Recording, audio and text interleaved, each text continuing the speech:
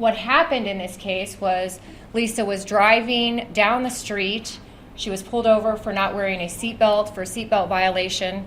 As the officers were citing her for not wearing a seatbelt, she explained to them that she admitted she wasn't wearing her seatbelt and explained that her mother was in the hospital and was on her deathbed, and she was trying to get to the hospital quickly before she passed away so that they could say their last goodbyes. The officers from Hammond Police Department then escalated the incident without any basis and without any cause.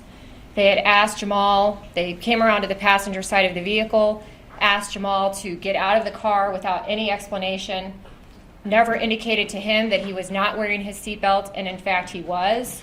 The officers knew that there were two small children in the back seat, a 7-year-old and a 14-year-old.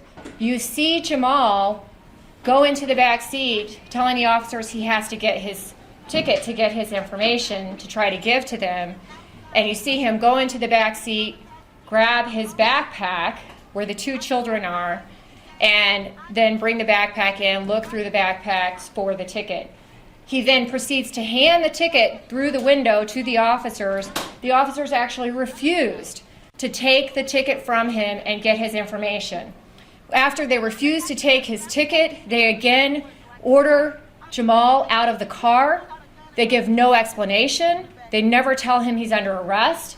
They never tell him he's being cited for anything. And then as he's sitting there in the passenger seat, after he'd already told these officers, requesting a supervisor, and that he was afraid for his safety, you see the officer shatter the glass flying into the back seat. The officers at this point, and actually prior to this, knew that there were small children in the back seat of this vehicle.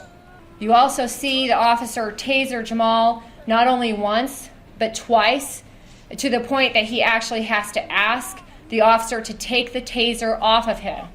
The officers then arrested him for resisting arrest without ever telling him what he was going to be arrested for.